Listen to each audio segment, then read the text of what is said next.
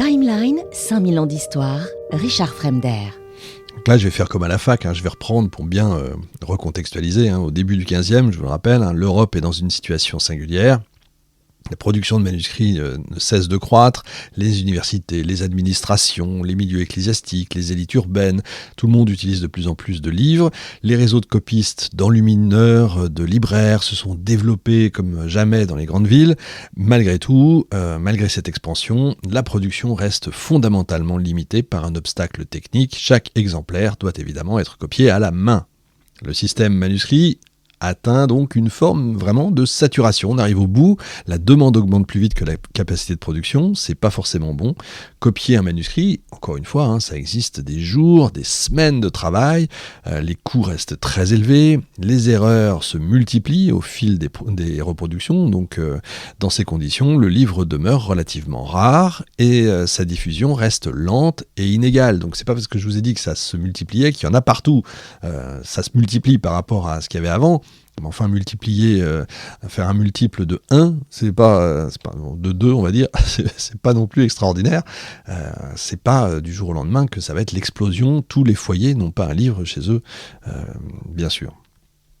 Donc, cette situation crée donc vraiment le contexte favorable à l'apparition d'une innovation qui serait capable de transformer radicalement la reproduction des textes. Et vous avez pas mal d'évolutions techniques et culturelles qui préparent cette transformation. Encore une fois, je vous l'ai dit, la plus importante, c'est quand même la diffusion du papier en Europe occidentale, donc introduit, comme je vous l'ai dit, par les Chinois, grâce aux Chinois par les Arabes. Tout ça est déjà moins coûteux, donc ça fait déjà baisser un peu le coût du livre. C'est un support idéal pour une production plus abondante, etc. Ça réduit donc le coût et ça réduit aussi le poids du livre. C'est pas neutre non plus. Parallèlement, vous avez d'autres techniques de reproduction qui apparaissent. La gravure sur bois qui est utilisée pour produire des images religieuses ou même des cartes à jouer. C'est intéressant ça aussi, la naissance des cartes à jouer qui reposent sur le principe de l'impression d'une surface gravée sur un support. Cette technique permet de reproduire un même motif plusieurs fois à partir d'une matrice unique. Donc, et ça commence à arriver. Vous savez comment c'était, on presse, on grave une image sur du bois au départ. Donc on grave l'image, on la dessine, on la grave, on met de l'encre dessus et puis on presse sur du papier. Sauf qu'au bout d'un moment, sur du bois, ça finit par se déformer. Donc il y a un certain nombre de passes, comme on dit, mais on ne peut pas faire plus, et après ça se déforme, ça devient totalement illisible. Je vous donne la technique. Donc on part de la matrice. La matrice, c'est donc le bois gravé. Ça reste encore limité à l'image ou à des textes très courts. On peut pas. Il faudrait graver le texte. Vous imaginez le temps que ça prend. Essayez de vous amuser à le faire. Vous allez voir le temps que ça prend. C'est quelque chose d'assez considérable. Mais ça introduit quand même une idée essentielle, celle de la multiplication mécanique d'un document. Ça y est, dans l'idée, ça commence à venir. Et dans le même temps, la société européenne connaît une transformation intellectuelle profonde. Les pratiques religieuses sont en train d'évoluer, notamment avec la diffusion de livres de dévotion personnelle, comme les Bibles personnelles ou ce qu'on appelle les livres d'heures. J'ai déjà eu l'occasion d'en parler. Vous avez une interview qui existe sur le livre d'heures des très riches heures, le livre des très riches heures du duc de Berry. Vous avez ça dans les interviews Histoire de Timeline. Vous allez sur timelinepodcast.fr et vous allez trouver ça. Ou alors vous allez sur votre podcasteur préféré. Bref, ces ouvrages sont destinés à un usage là individuel. Et c'est en train de rencontrer un succès croissant. Et donc, encore une fois, le besoin de textes accessibles et diffusés s'intensifie. Les crises religieuses qui traversent l'Europe à la fin du Moyen-Âge vont aussi accentuer cette demande de livres. Les milieux urbains, les universités, les élites intellectuelles vont constituer désormais un public élargi pour l'écrit. Les réseaux de production du manuscrit sont actifs, mais restent incapables de répondre pleinement à cette demande croissante. Le système traditionnel est en train de se gripper, Il n'y a pas d'autre terme. Et c'est dans ce contexte de transformation progressive que surgit l'innovation décisive cette fois. On est vers le milieu du 15e. À Mayence, vous avez un artisan allemand que vous connaissez, Johann Gutenberg, qui met au point un système qui combine plusieurs techniques. des caractères mobiles en métal.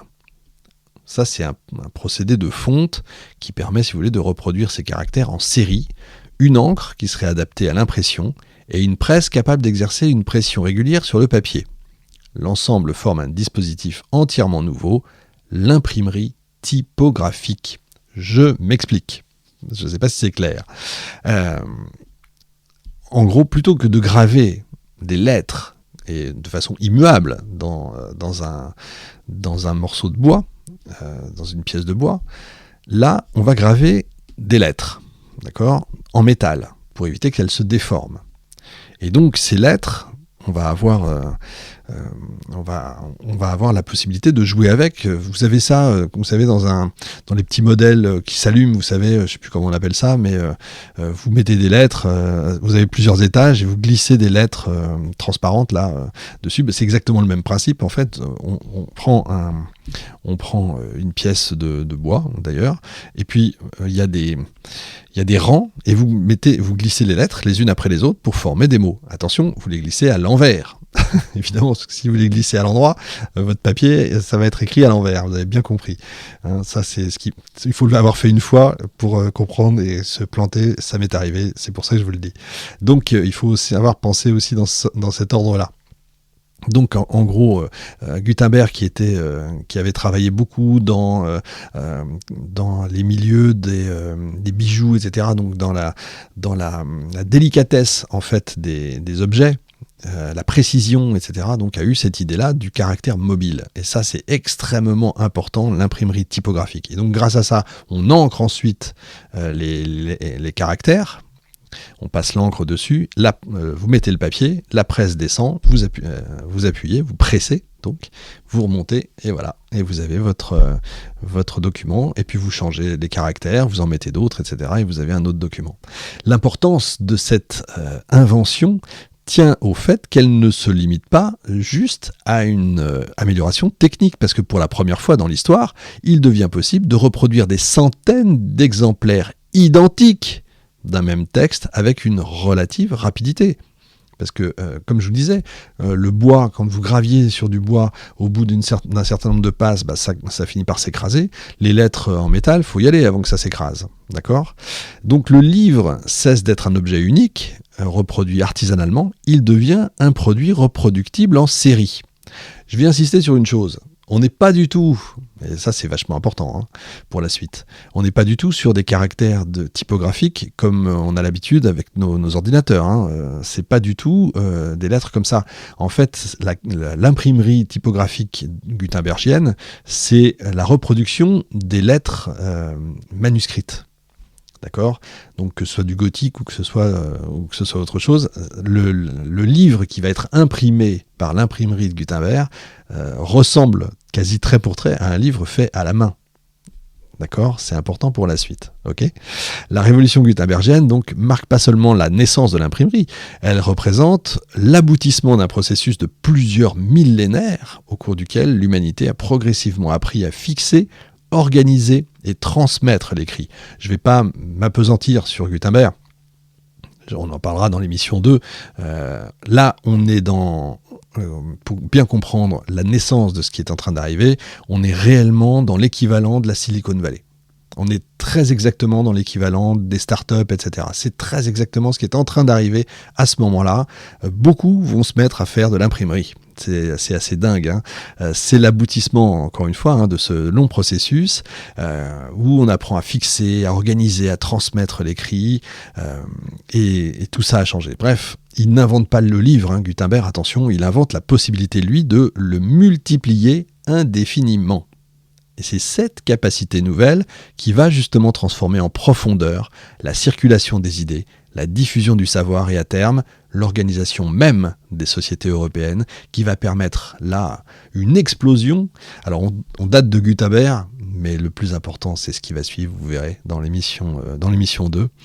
Donc si on considère l'histoire longue du livre, la révolution de Gutenberg, c'est vraiment Enfin, vous voyez, j'espère que ça vous apparaît un peu sous un jour un peu nouveau.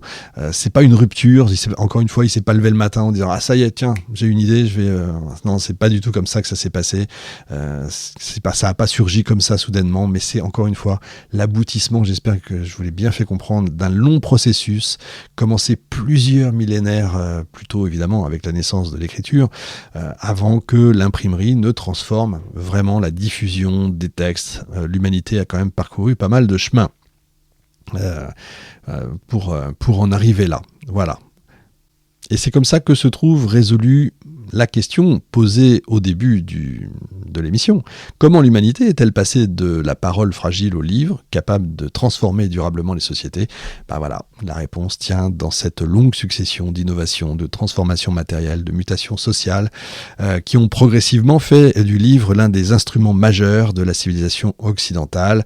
Avec Gutenberg va commencer une nouvelle histoire, celle d'un monde où les textes peuvent désormais circuler à grande échelle, où les idées voyagent plus vite que jamais et où le livre devient pour plusieurs siècles le cœur même de la culture et du savoir. Je termine juste sur une chose, le livre de Gutenberg, c'est encore une fois un très grand livre. On n'est pas du tout dans le livre portatif qu'on connaît aujourd'hui. Le livre de Gutenberg, c'est c'est encore les grands grimoires que vous voyez dans les films ou que vous pouvez voir dans les musées, etc. Donc c'est un très grand grimoire, c'est quelque chose qui coûte extrêmement cher. Mais c'est la naissance de quelque chose qui, on en parlera dans l'émission 2. Pour les abonnés, écoutez, les abonnés premium, on se retrouve dans un instant avec le bonus, puisque dans ce bonus, on va parler de pas mal de choses. Je vais revenir un peu sur Gutenberg, je vais revenir un peu sur 2-3 choses, vous verrez. Et puis notamment, bien sûr, sur la bibliographie. Salut, on se retrouve la semaine prochaine. Bye. Timeline, 5000 ans d'histoire, Richard Fremder.